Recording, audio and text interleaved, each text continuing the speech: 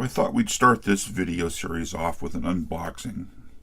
So we'll take a look at what's in the box here. There'll be a video where we'll talk a bit about what this is, and then there'll be a video where we'll move this to the next step. So looks like this is the top of the box. So let's go ahead and unbox and see what we have.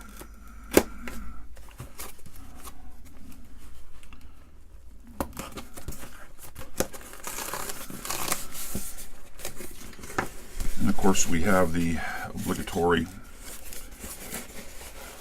sea of peanuts that I'm going to pour as many off as I can here so they're not everywhere.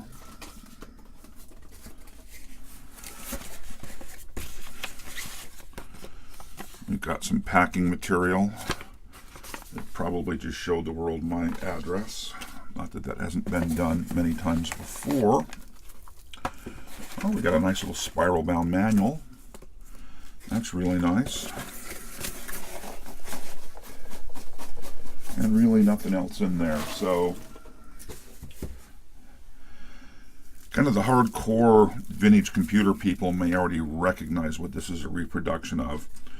So it's a reproduction of the Kenback computer.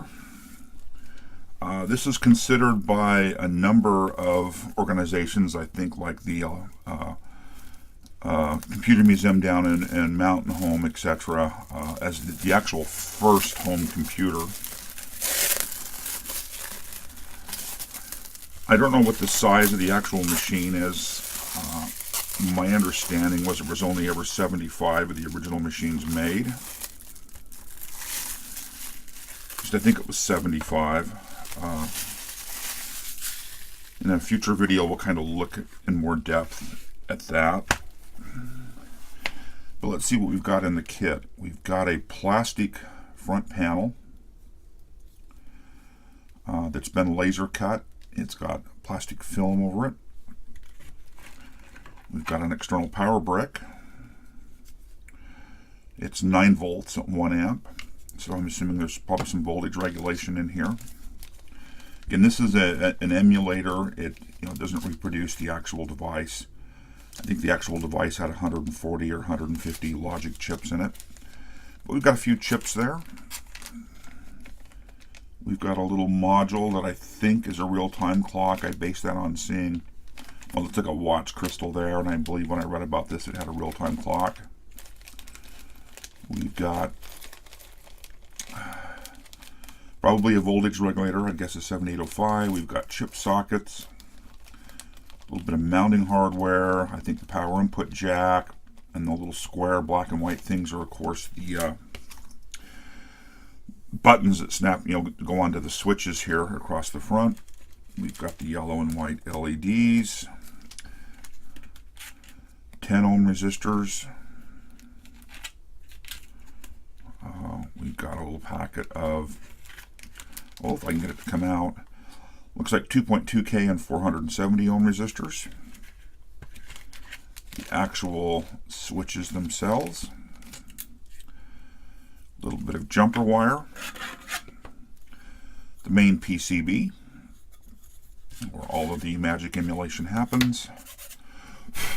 And a 3D printed case, and I knew the case was 3D printed. I wasn't exactly sure what to expect. For a 3D printed case, it's not bad. The original Kenback had this odd shape to it that you see here. Of course, the front panel sits in here in some way. I'm going to set that front panel aside. So it looks like a nice little kit, probably an hour or two in construction. The board layout looks very reasonable and nice to me.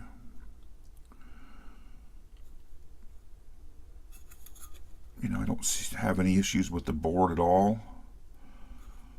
Looks like the 7805 probably it's flush to the PCB, using it as a bit of a heatsink perhaps. Probably the biggest current draw on here is the LEDs, and there's not that many, so I don't think that regulator is going to get all that warm.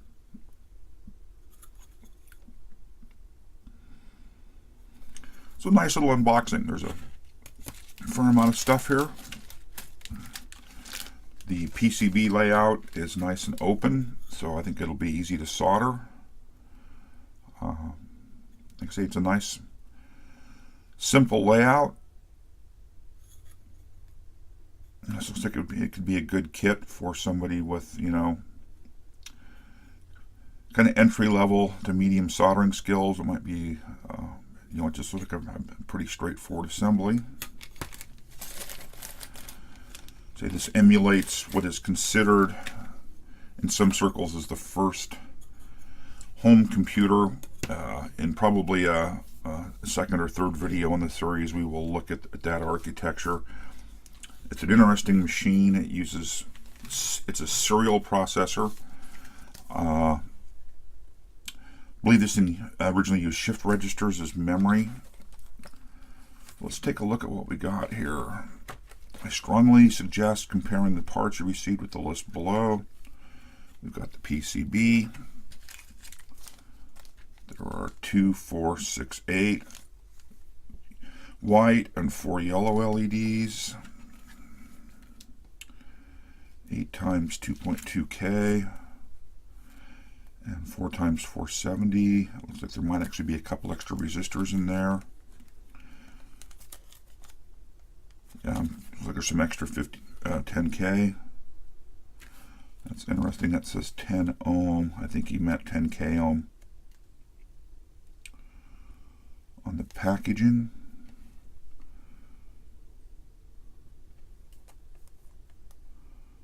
Those look like they might actually be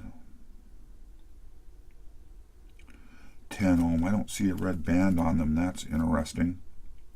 I wonder if there's some errata. Not sure what these were used for. The switches I won't bother to count. We have black keycaps, white keycaps.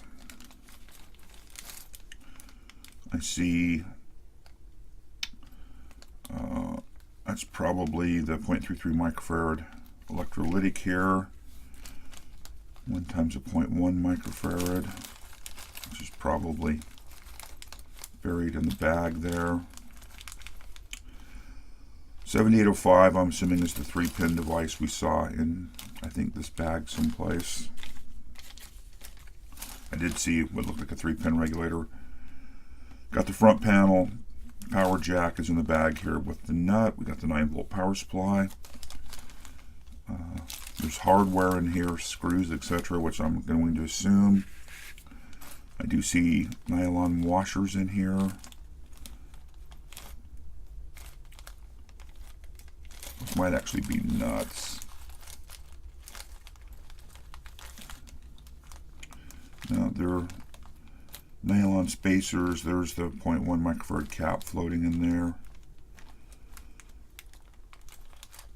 Not seeing what I would consider nuts, although I think I have plenty of nylon nuts, although maybe he's using the spacers as nuts. I see 1, 2, 3, 4 sockets. That looks to be the microcontroller, and then a 3 for the logic devices. I did see the crystal floating around in here. It's up here. Don't know if that'll show up on camera. Of course, the project box. 1 times front panel.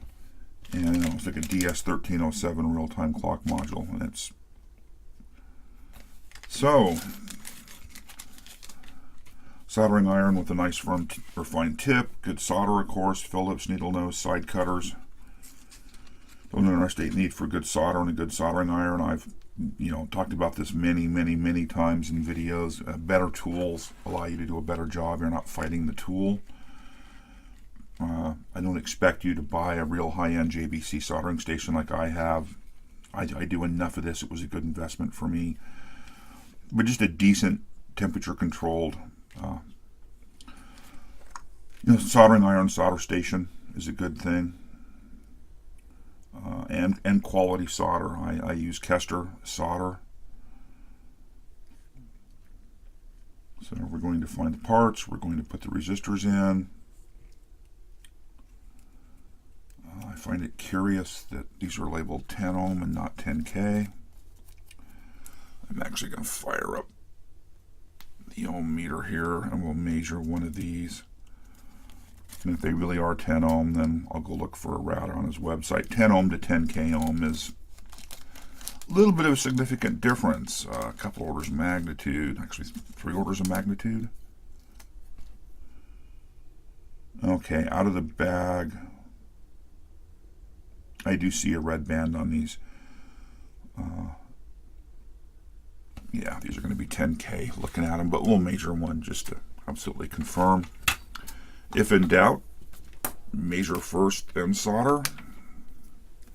Especially when you see something a little bit odd like we're seeing here. I'm confident now these are 10K. Yeah, 9.95K, so these are 10K. There's supposed to be, I don't remember how many. 1, 2, 3, 4, 5, 6, there's 8, and I believe in the parts list it was 8, 10K. 15 times 10K was there. What did I do here? Oh, there's the second batch. So there's 8 and 7 in there, so there's exactly 15 10K ohm resistors as expected. So a little bit of feedback if the designer of this and the guy that kitted it up is watching. Your tag's incorrect. No big deal. I know how complex it is to put something like this together and to kit it. It's a lot of work, but these really are 10K.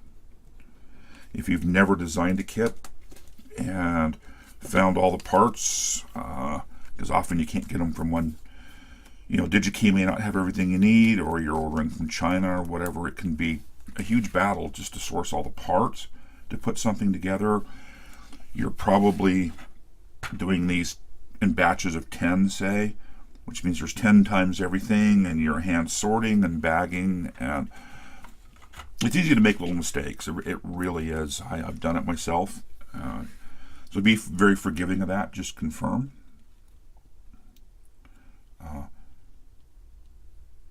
So next is a bag of the 10K ohms. We add them to the board. Manual seems really nice to me. Bag of LEDs. I saw this on the website. Found it a little bit confusing. So on his website, there was the same manual with larger pictures. Got the white LEDs, the yellow LEDs. It talks about the orientation LEDs do have a polarity. You need to make sure you get the long pin in the correct side or the LED won't light. So make sure the long lead of the LED is toward the bottom of the PCB, and it looks like this is the bottom down here. I can see the long leads in the picture. I did notice this up on the website where suddenly all the LEDs are red in the photo, even though you put in clear and yellow. It's not like the board's been flipped over. Not a huge deal. Again, the LEDs are polarity sensitive. Get them in the right way. It's easier to do it right the first time.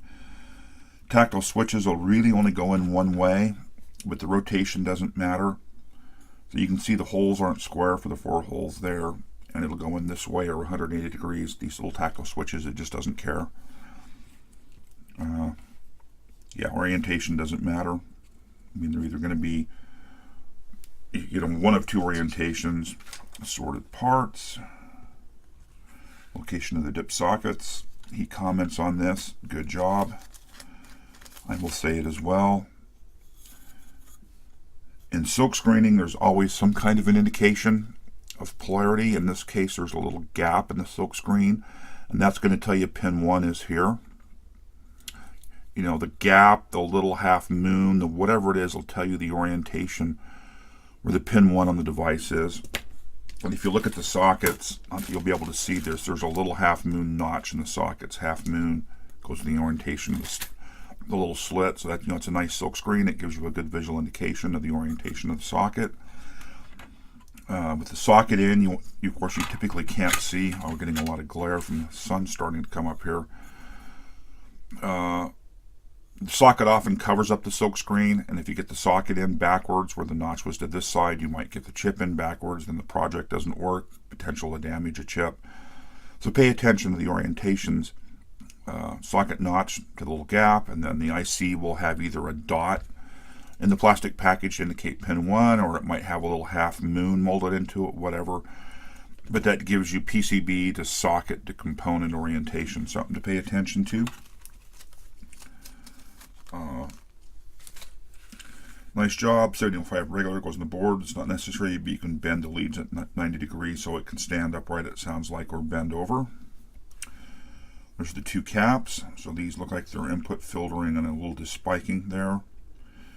Crystal under the socket where the board says crystal. Crystals typically don't have a polarity. It can go in either way.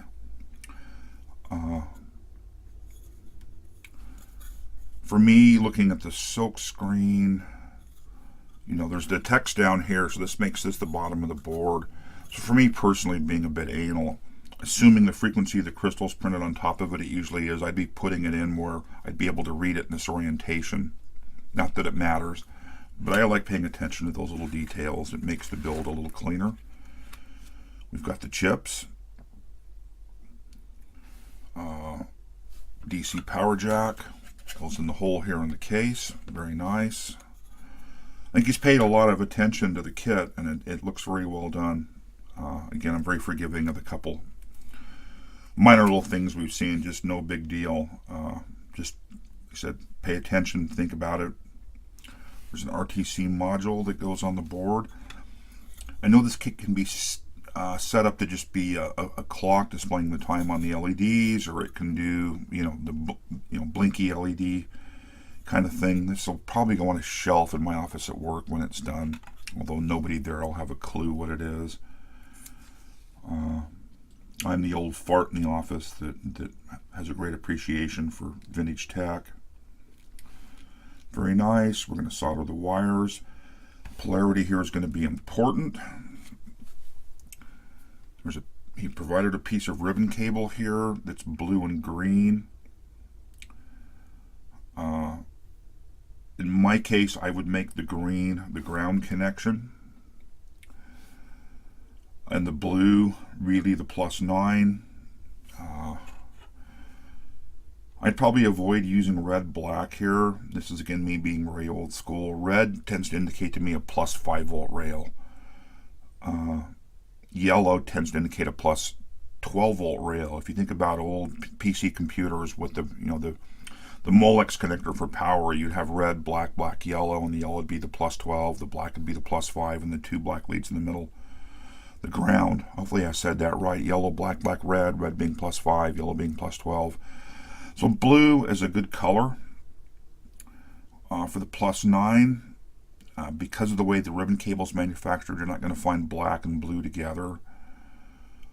This is perfectly fine. Just again, pay attention to orientation. There's ground. And you'll see here, hopefully I can get this in camera. I can't see the screen. There's a little square or a little rectangular box down here labeled ground and V+. V+ is a good marking. I might actually take the step of using a little 2-pin connector and put a little 2-pin header in there and just plugging that down on. Disadvantage to doing that, however, is it's not polarized unless I find a polarized connector set. And so if we were to take it apart and put it together, you could put the connector on backwards, set -9 to the regulator, and potentially destroy ICs on the device. So again, it's something to think about. Wiring, of course, the DC input. We've got front panel components. Put the 6 steel bolts in the holes with the washers or the spacers. Yeah, there's these nylon standoffs here. I didn't see them in the bag that are shown here. So the screws are going to come through the front panel. Going to get a nylon spacer, going to get a PCB, and then get these standoffs. And then the standoffs will drop through the holes in the back of the case to hold it all together. That's a nice sandwich, nice design. I like that. It'll be a pretty simple assembly. I'm actually going to recommend something a little different here in the assembly than what I see here. This is a good kind of tip. I wouldn't stuff the sockets or the chips in the sockets kind of in the order he does here. I would, with everything in the board except for the ICs and the wiring here, I would actually apply the DC 9 volts and then measure the regulator output, typically on a TTL device, and there's a couple on the board here. There's a 74HC165, there's actually two of them. And typically, power on TTL, we've got pin 1 here. Power's typically in these other two corners. That's not an absolute rule. But most likely you would see ground here and +5 here. For me personally, I would power it up without the ICs in place, and then I would measure to make sure I've got 5 volts, or I expect there to be 5 volts. If I had the DC from the jack coming in backwards, you might get weird voltages.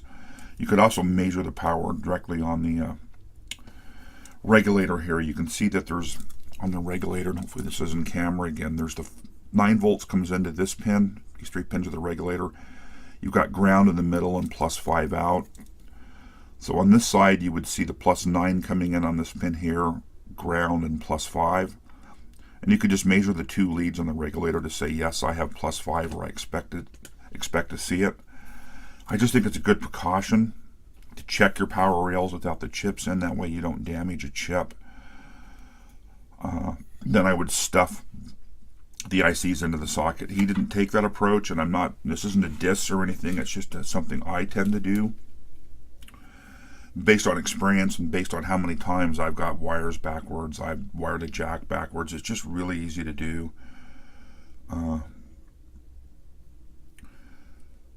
So your front panel may have arrived with protective film. It will peel away, but you need to use the back of your fingernail to gently scrape. Absolutely, we can see there's protective film on this front panel. This is a little plastic panel, and it's aluminized, it looks like, on the front. There's a thin layer of aluminum. If you got in here with the X-Acto or a screwdriver to try to lift that plastic, odds are good you'd damage that metal plating. As he says, use your fingernail to get the plastic started. I will leave that for the absolute last minute. When I'm towards final assembly,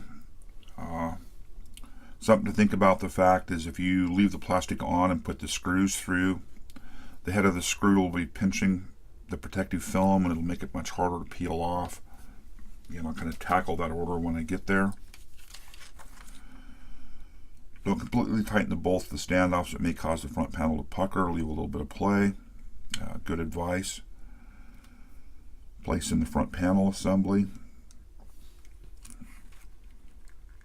Got the nylon screws to the back of the case. This, it's very logical. He's done a good job. Here with the manual, I really like the little bound manual. This isn't cheap to do. It's not super expensive, but it's not cheap. It's just not something stapled or folded in half and stapled. I really like the spiral bound. That's a really nice detail, and speaks to the care of the designer of the kit. He even thought about making the manual really nice. It's color, it's printed well, it's glossy. I really do like his manual here. Your Atmel comes pre-programmed, but perhaps you like to drive into Mark Wilson's open source code and do your own mods. That might be kind of fun. So, he's talking about using a development board for the Atmel processor. This is an Arduino. Is it actually a true Arduino? I guess it is a real Arduino Uno. Pop it into the board, program to your heart's content, pop it out, pop it into the case, and play if you want to with the software. There's some information here on Mark Wilson's original documentation. I noticed the Ken Beck one, I don't know, 2 decades ago, a decade ago, once I started playing around on the very early internet. An interesting design. It's always fun to recreate an old computer. I totally agree with what he's saying here, even if it's just got LEDs and switches. So I'm trying to remember the date. Yeah, you know, the Kenbeck's from 1971, and when you get into like the Altair 8080, you're talking 75. And he's right. There's a reasonable amount of information, software, you know, emulation, of course, what's we're running here. I remember reading through this. It just kind of gets into the various modes it can run in. I think that's how to set the real-time clock. It's an interesting architecture, you know, compared to how we think of computers today. A little bit odd. Again, you know, it's a serial. I think in the original design it was, you know, it's a serial memory, and I think it actually uses shift registers to shift the data around. Little programming example. So 3, set clear, store clear. Yeah, the numbers are an octal on the front panel. Octal was really common back in the day. Octal is a grouping of 3 bits rather than 4, and you can see the front panel actually has both octal and hex on it. There's a grouping of 3 here with a weight 1, 2, 4, grouping of 3, 1, 2, 4, and 1, 2. The Heathkit H8 originally used octal. It used to be what's called split octal. I've talked about it in a different video, but there's also a hex indication on here. So if I was going to input 003, I would have 00 to get a 0, 0, 0, 0 to get the next 0, and then 3 would be 2 and 1 here active. So again, this is a set of octal digits. If you're really curious about octal, take a look at the design of the 8080. If you go back far enough in the 8080 documentation, you'll discover everything was in octal, and it actually made sense for a lot of the opcodes, because there would be kind of an instruction and register, and you knew which register it was based on the octal pattern in certain bit fields. Anyhow, I'm impressed. Really good job. I can't think of the gentleman's. Yeah, Chris Davis. Really good job, Chris. Looks like it'll be a fun assembly. It'll be just kind of an afternoon assembly. It'll be a neat little addition to my emulated machines. Happy with the little 3D printed case. I was a little worried when I read it was 3D printed about what the quality would be, but as a shelf display in my office at work to blink some LEDs and confuse people, it'll be fun for that. I'm not sure the scale of this to the original device. I believe the original device was bigger. Again, I've never held one. I think I saw one maybe at the Computer Museum down in Mountain Home, California. I don't really remember. But again, it plays nice homage to that original device. Be a little bit of cleanup on that 3D printed case. There always is. I will, of course, do that as well.